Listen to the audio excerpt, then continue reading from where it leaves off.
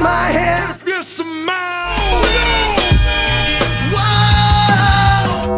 আজকে স্ম্যাকডাউন দেখার পর অনেকদিন পর এটা বলতে হবে যে হ্যাঁ অনেকদিন পর আমরা আজকে খুব ভালো স্ম্যাকডাউন দেখতে পেয়েছি। এত ভালো স্ম্যাকডাউন হবে এটা তো আশা করিনি। আর এই স্ম্যাকডাউনটা বছরের পর বছর মনে রাখা হবে শুধুমাত্র জন সিনার প্রোমোর জন্য, কারণ জন সিনা আজকের এমন একটা প্রোমো কাট করেছে যেটা সত্যি অসাধারণ ছিল, যেটার কথা আমরা হয়তো কেউ কল্পনাও করতে পারিনি। তো এইটা একটা আইকনিক মোমেন্ট হয়ে গেছে স্ম্যাকডাউনের ইতিহাসে, এটা ডাব্লিউডব্লিউইর ইতিহাসের বইতে লেখা হয়ে যাবে। তো তাছাড়া এটা বাদে আমরা আজকে স্ম্যাকডাউন থেকে আরও বেশ কয়েকটা ভালো ভালো জিনিস দেখতে পেলাম। আর পরের সপ্তাহে স্ম্যাকডাউনের জন্য ডাব্লিউডব্লিউই বড় বড় ম্যাচেস অফিসিয়াল করে দিয়েছে। তো কথা বলা যাক যে এবার ভবিষ্যতে আমরা কী কী দেখতে পাবো।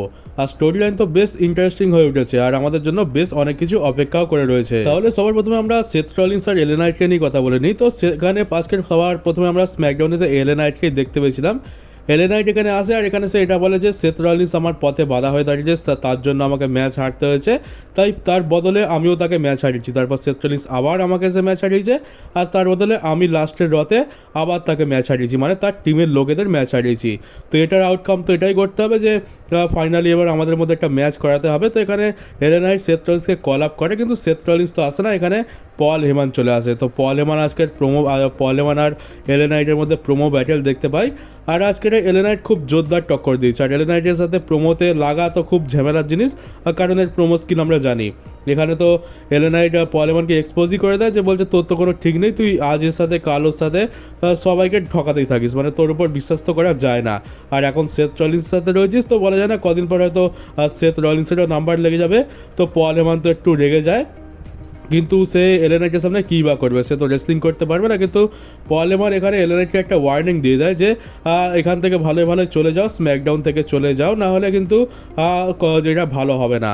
আর এটা 2-3বার ওয়ার্নিং দেওয়ার পরে আমরা দেখতে পাই যে ব্রনসন রিড আর ব্রন ব্রেকার চলে আসে অ্যাটাক করার জন্য, কিন্তু এলএ নাইট চেয়ার শট লাগিয়ে দেয় দুজনকে, তো তার ফলে আর কিছু করতে পারে না। আর আমরা পরে জানতে পারি যে ব্রনসন রিডের সাথে এলএ নাইটের একটা ম্যাচও কনফার্ম হয়ে গেছে আজকে স্ম্যাকডাউনে। আর আমরা কুইন অফ দ্য রিং টুর্নামেন্টের সেমিফাইনাল ম্যাচ দেখতে পাই আসকা ভার্সেস অ্যালেক্সা ব্লিস। এখানে খুবই মুশকিল ছিল কেউ কোনো একজনকে পিক করা, কারণ দুজনেরই জেতার চান্স ছিল। তবে আমার পার্সোনালি এমনটা মনে হয়েছিল এদের বর্তমান বুকিং দেখে যে হয়তো অ্যালেক্সা ব্লিসকে ডাব্লিউডব্লিউই একটু নিচে রাখবে। তো সেটাই দেখতে পেলাম, এখানে আসকা জিতে যায় একেবারে ক্লিনভাবে, আসকা চলে গেছে ফাইনালেতে।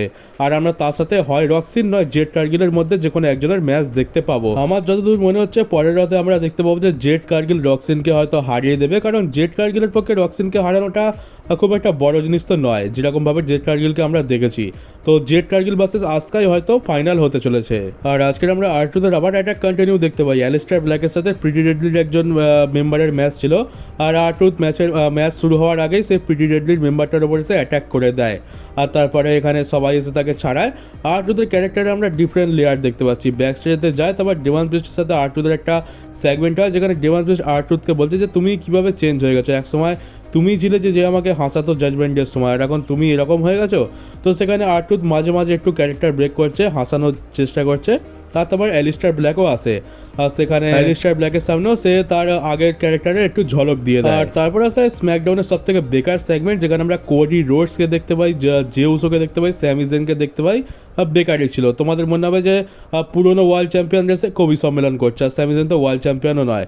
তো এখানে আমরা জে উসোকে দেখতে পাই, জে উসো কোডি রোডসের সাথে পুরনো হিস্ট্রির কথা বলছে, তারা একসাথে ট্যাগ টিম চ্যাম্পিয়ন হয়েছে, তারপর জে উসো তার ফ্যামিলির সাথে লড়েছে। মানে মেন কথা হচ্ছে তিনজন একে অপরকে বলছে যে আমরা কিং অফ দ্য রিং টুর্নামেন্টের ফাইনালে জিতবো, আর কেউ যদি এদের মাঝখানে সামনে আসে তাহলে সে আমার ভাই হোক বা আমার খুব ভালো বন্ধু হোক, তাকে আমি ছাড়বো না। তো এটা হচ্ছে মেন কথা, অত ঘুরি ফিরে বলে তো লাভ নেই। তো এখানে স্যামি জেন বলে যে এখানে আপাতত এই তিনজন লিগের মধ্যে রয়েছে, তিনজনের মধ্যে আমি একমাত্র রয়েছি যে ওয়ার্ল্ড চ্যাম্পিয়ন হয়নি, আর আমি আজকের ওয়ার্ল্ড চ্যাম্পিয়নশিপের দিকে আরও এক ধাপ এগিয়ে যাবো, মানে র্যান্ডি অর্টনকে হারিয়ে দেবো। তারপরে ফাইনালি র্যান্ডি অর্টন আসে, যেটা খুব ভালো জিনিস, কারণ এদের বক তো আমি আর শুনতে পাচ্ছিলাম না।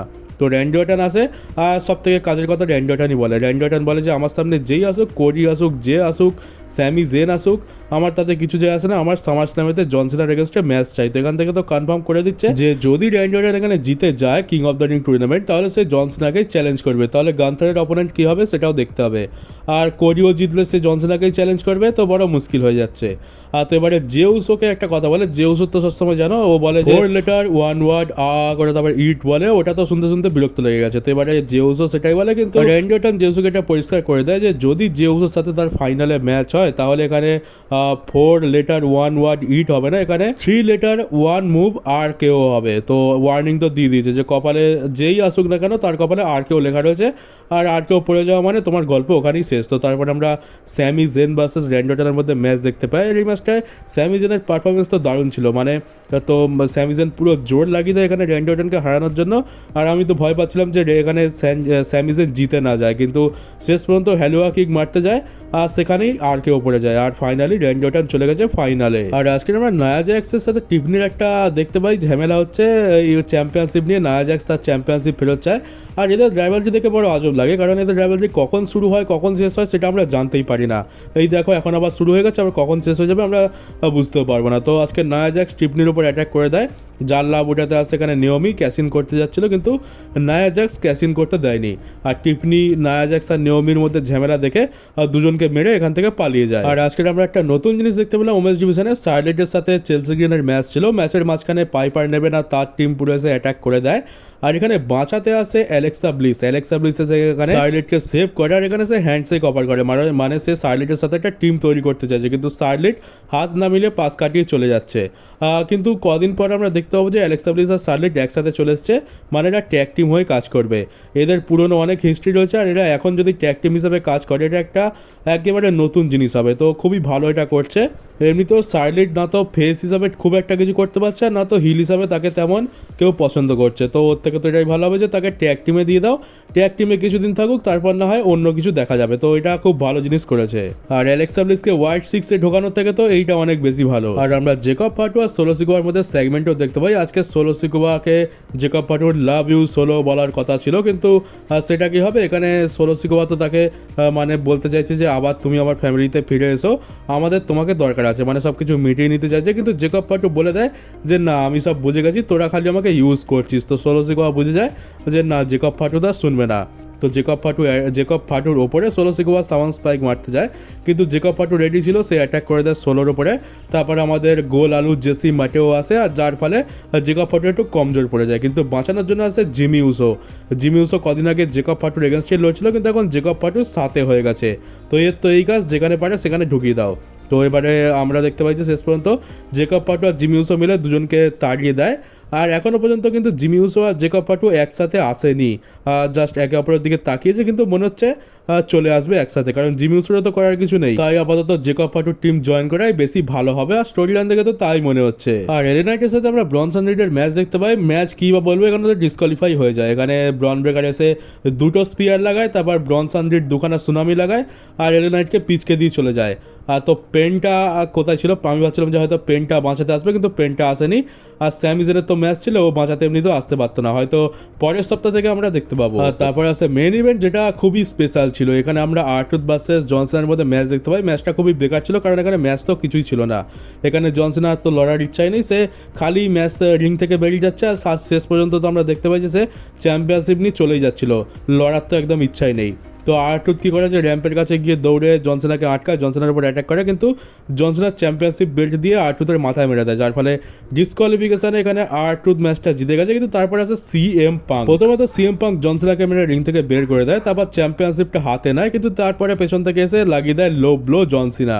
আর তারপরে টেবিল বার করে, টেবিলের ওপর সিএম পাঙ্কে অ্যাটিটিউড অ্যাডজাস্টমেন্ট লাগিয়ে দেয়। তারপর শুরু হয় আমাদের জনসিনার পাইপ বম প্রোমো। আর এটা একদম তোমাদের সেই সিএম পাঙ্কের প্রোমোর কথা মনে করিয়ে দেবে, পাইপ বম প্রোমো। কারণ ওখানে কী ছিল যে আর্টুথের সাথে হয়তো জনসিনার ম্যাচ চলছিল, মনে নেই, তবে আর্টুথের একটা ইনভলভমেন্ট তো ছিল।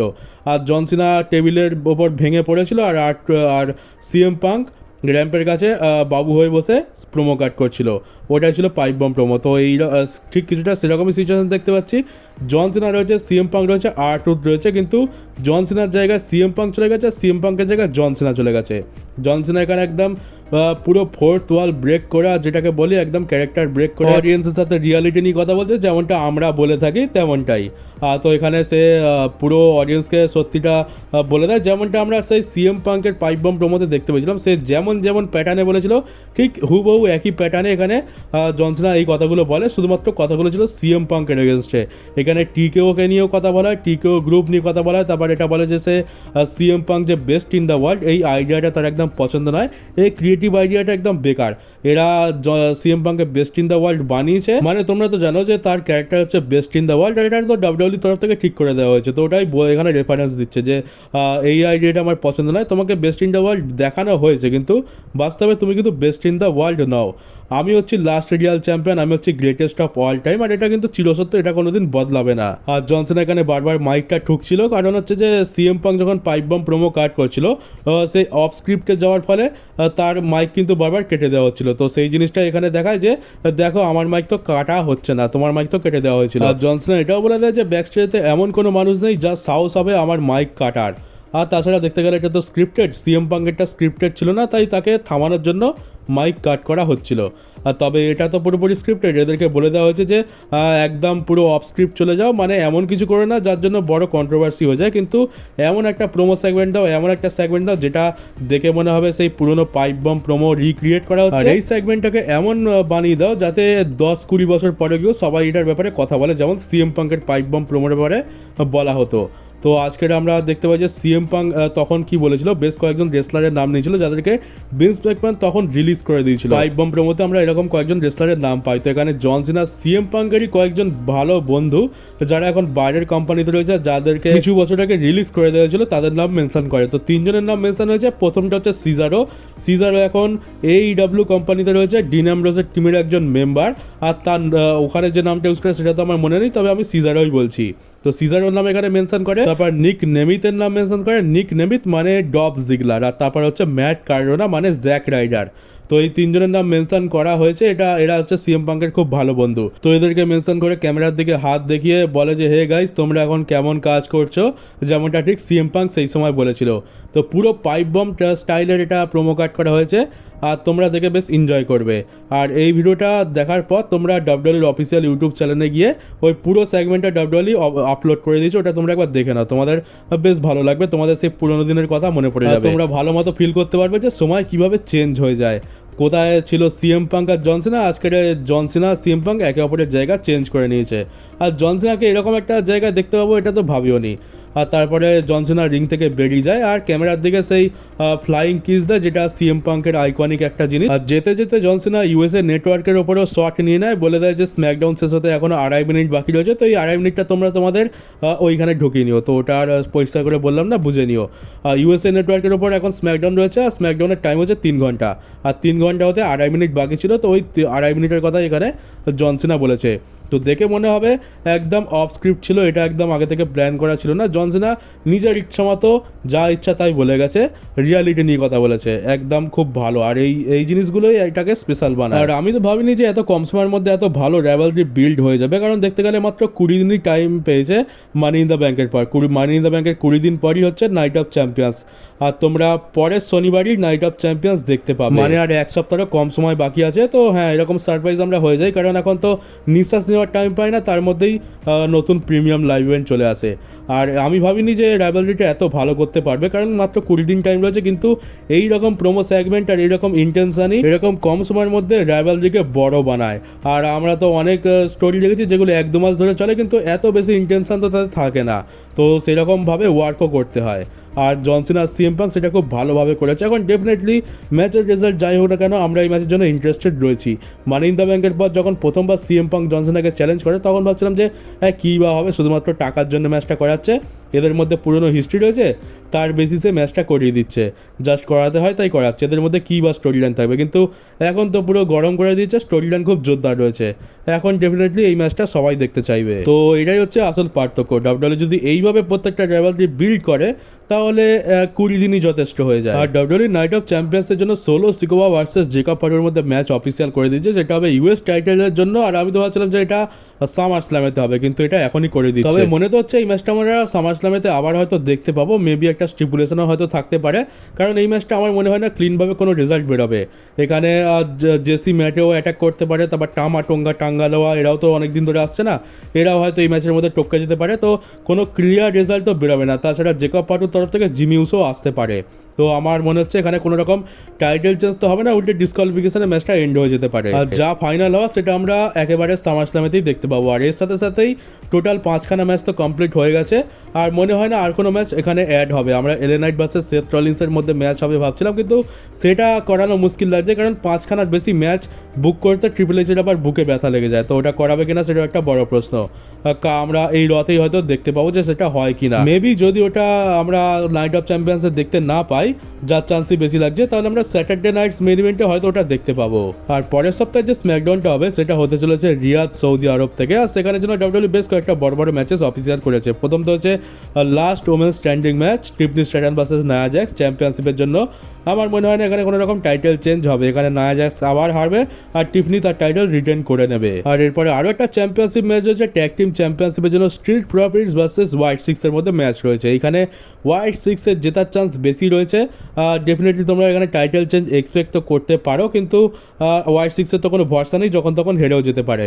তো মেবি এখানে হয়তো হতে পারে যে ম্যাচের মাঝখানে ডিআইওয়াই, প্রিটি ডেডলি, তারপরে মোটর সিটি মেশিন গান এরা এসে কোনো রকম একটা প্রবলেম ক্রিয়েট করলো, যার ফলে ম্যাচের কোনো রেজাল্টই বেরোলো না। তো এটা হওয়ারও চান্স আছে, কারণ এরা নিজেদের মধ্যেই সবসময় লড়তে থাকে, কোনো ম্যাচ তো শান্তিপূর্ণভাবে হয় না। তবে এখানে হোয়াইট সিক্সের টাইটেল জেতার ভালো চান্স আছে, এখানে আমরা টাইটেল চেঞ্জ এক্সপেক্ট করতে পারি। আর এরপর আরেকটা টাইটেল ম্যাচ রয়েছে যেখানে আমরা ডেফিনেটলি টাইটেল চেঞ্জ এক্সপেক্ট করতে পারি। এখানে জেলিনা ভেগা ভার্সেস জুলিয়ার মধ্যে ম্যাচ রয়েছে, এখানে আমরা টাইটেল চেঞ্জ দেখতে পাবো। এটার চান্স কিন্তু বেশি রয়েছে, কারণ জেলিনা ভেগা অনেক হয়েছে, ওকে তেমন কোনো রিয়াকশনও দেয় না, শুধুমাত্র মেক্সিকান কোটায় তাকে চ্যাম্পিয়নশিপ দিয়ে রেখেছে। এদিকে মেক্সিকান যে প্রিমিয়াম লাইভ ইভেন্টটা ছিল সেটা তো চলেও গেছে।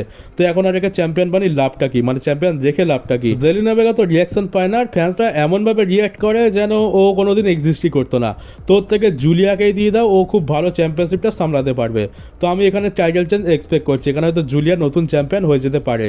ডাব্লিউডব্লিউ স্ম্যাকডাউনের জন্য এতগুলো স্পেশাল ম্যাচ বুক করেছে, সাধারণত করে থাকে না, করেছে এটার কারণই হচ্ছে সৌদি আরব। তো এখানে টোটাল আমরা 3টে চ্যাম্পিয়নশিপের জন্য ম্যাচ দেখতে পাচ্ছি, আর আমার মনে হয় এখানে 2খানা ম্যাচে টাইটেল চেঞ্জ হওয়ার চান্স খুব ভালো মতো রয়েছে। আর এই ম্যাচ কার্ড দেখে এবারে আমেরিকানসরা ভাই কান্নাকাটি করতে শুরু করে দেবে যে আমেরিকাতে এত ভালো ভালো ম্যাচেস ডাব্লিউডব্লিউ কেন করাচ্ছে না, সবকিছু সৌদি আরবের জন্য কেন? আর আমি তো খালি ভাবছি যে যখন রেসলম্যানিয়া, রয়্যাল রাম্বলের মতো বড় বড় ইভেন্ট বাইরের দেশে চলে যাবে, তখন এদের কি অবস্থা হবে। আর এমনি তো রয়্যাল রাম্বল তো পরের বছর সৌদি আরবেই হতে চলেছে, তো সেটা নিয়ে তো এমনিতেই এদের অনেক সমস্যা। তো চলো গাইস, এই ছিল আপাতত আজকের ভিডিও। আর যা দেখতে পাচ্ছি এই পরের সপ্তাহটা বেশ দারুণ কাটতে চলেছে। মিনিমাম আমরা নাইট অফ চ্যাম্পিয়ন্স অব্দি তো বেশ ভালো এনজয় করতে পারবো। তো নতুন হয়ে থাকলে চ্যানেলটাকে সাবস্ক্রাইব করে নোটিফিকেশন বেলটাকে অন করে দিও, ভিডিওটাকে পারলে শেয়ারও করে দিও। তো চলো দেখা হচ্ছে তোমাদের সাথে ডাব্লিউডব্লিউর পরের একটা নিউজ ভিডিওতে।